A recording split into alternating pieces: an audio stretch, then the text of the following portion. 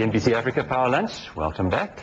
Bruce Campbell is with us in the studio. He's the Chief Executive of Mutual and Federal, which is the second biggest short-term insurance company in South Africa. But very soon he's going to be taking over as the Executive Chairman of Alexander Forbes.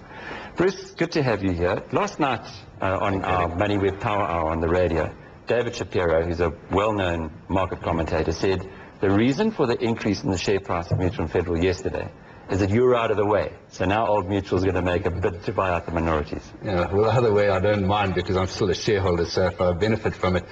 But you know, the equity of Mutual Federal is very thinly traded on the JSE. What does Old Mutual own of it? 77%, and we've got about 11% directly in black hands, both in terms of our black business partners and staff.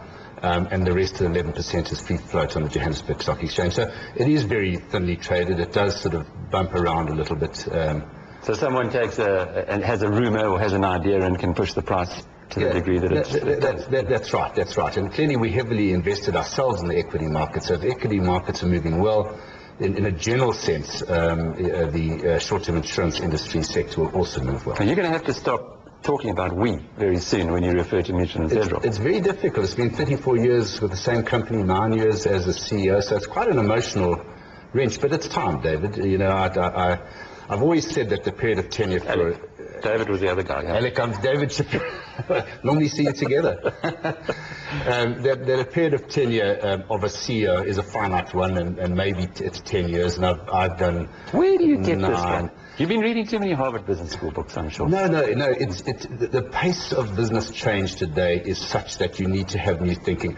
But more than that, you've got your lieutenants who you've been nurturing through the system over a period of time. You've got to give them the opportunity to take over. Great entrepreneurs never did that. Donald Gordon never did that. He left when he was pushed out with a crowbar. Sol Kerzner certainly didn't do that, and look how successful he's been. But Donald Gordon had 2 careers. Mm-hmm. But if he hadn't left Liberty, he was there for 25 plus years. No, that is true. Bruce, were you a little bit muscle-bound in South Africa with Mutual and Federal? I say this because it's a subsidiary of Old Mutual, and there aren't really that many more takeovers that you could do in the space. No, that's right. The last big one was Commercial Union General Accident in 2001. We think that the cycle is at the trough now, and if you look at the short-term insurance cycles, there's always corporate activity when the cycle's in the trough. For example, we acquired Protea Insurance Company in 1996, and it was the trough there. Santam acquired Guardian in 2000. That was a trough then, and we acquired CGU the next year. So we're back in a trough. So we think that there are 1 or 2 smaller insurers whose shareholders might be thinking, is this the game that we want to be in? In addition, you've got financial condition reporting due in, I think, in about 2009, perhaps 2010. And that will make the capital position very onerous for monoline insurers and those insurers who only deal with, for example, in motor insurance or only deal in liability insurance, and very onerous also for small insurers because they'll have to follow an internal model. So it means a lot more capital in. So we think that there could be, there could be more corporate activity, but not of the scale that we've seen in the past. But everything you've just said now would point to Old Mutual making an offer to buy out Mutual and Federal would be presumably far better positioned within the Old Mutual than as an independent entity. Yes, it could be. I mean, there are 2 ways they might look at it. As you know, there was that attempt a few years ago when they bought out Royal and Sun Alliance's 37% share. I think at 15.25 rand. It was a very, very good deal, I think, for Old Mutual. It made sense there.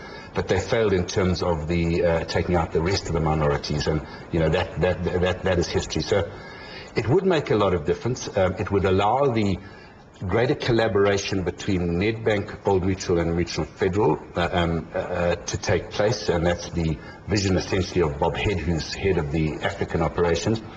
But that collaboration has taken place in any event at the 77% shareholding. I would speak with Tom Boardman and Paul Henratty almost on a weekly basis in terms of business opportunities together. There's a great rapport between the 3 companies now. And good business sense to have them closer. Oh yes, no question about it. It's interesting because Sanlam is doing exactly the same thing. Ian Kirk has been taken from Sanlam's head office to replace Stephen Gilbert at your big competitor, Santam. So clearly there's a you need to get those lines of communication very tight. Yeah, no, that's right. And without necessarily throwing three companies together. You know, we operate within different acts and under different licenses. So that's not the idea. But that vision in terms of greater cooperation, I think, is a very, very good one, a very healthy one. But that can take place nevertheless. But from your perspective, it's that vision that you saw and everything else, but you were still perceived in the marketplace as having fallen out with Old Mutual because you took a stand. You said 17 Rand and 2 cents was not a good price. You've been vindicated, and how? The headhunters started knocking on your door, no doubt, soon after that, because it's been 18 months now that you've been talking to Axis, the private equity players who now own Alexander Forbes. Funny enough, my role in there was simply that of a managing director. And when I was challenged in terms of this unfair action against the minorities, my only response was we could, together with the board, ensure good corporate governance. And the board simply put that into place in terms of... So you weren't a marked man? No, not Mutual, but you were from the headhunters? Yeah, neither actually. No, not at all. I mean, I've had unbelievable support from Old Mutual throughout my career. So in no way whatsoever. But Bruce, when the private equity guys aimed themselves at Alexander Forbes, the first person whose door they came knocking on was you. And that was both parties. I hope so. Yeah. Both ABSA and Axis wanted you to run the company. Yeah, that's right. But, you know, you talk about the headhunters. I think this is the first job I've been offered in 34 years. I've just never had a executive research contact me, so I was clearly flattered when they did. But, yes, I suppose they've done some sort of research. And do you know much about Axis?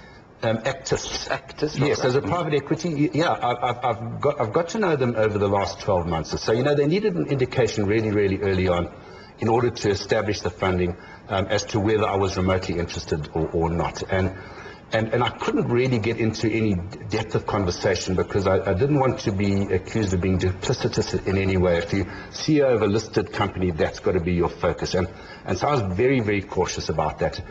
And I said, I think that the appropriate way to handle this is if it comes to fruition, then I would be really interested. And I saw a limited amount of documentation, but I've dealt with Alexander Forbes from a business point of view for 34 years. And followed their travails of late. Yeah, no, of course. But I've always had the highest regard for them. They're very professional, very high level of competency type of business. They're premier financial services. What's your number one job going to be when you get in there? Well, it's, you know, the title is executive chairman because Actis have wanted somebody to take custodianship of the substantial investment. So it's executive chairman. Now, clearly you've got to chair the board and we'd have to look at the board structures and have appropriate people on the board. So that's the one component of it, but that everybody would understand. I think that corporate governance is incredibly important. I think that Alexander Forbes has moved a huge way in a very, very short period of time in terms of resolving all the issues that they had facing them 12 months ago. And that's obviously credit to their management team. Peter Moya has been in place for a short period of time, done a marvelous job there. So it's an openness, transparency. Reputation management? Oh, no, absolutely. You know, that's critical. And it's going to be also just establishing, making sure that the level of competency throughout the ranks is where it should be, the level of professionalism, because I stand and fall on that. But I think other than that, it'll be assisting and guiding and perhaps sort of setting the pace of the strategy and the execution. I can't execute the strategy myself, but it'll have to be handled through that team. And really just developing an enduring and stronger brand for Alexander Forbes. It'll be those sort of things that I'm going to be focusing on for the first sort of 100 days. And the business model is also under some kind of question. You've got disintermediation coming through, Alexander Forbes being an advisory firm.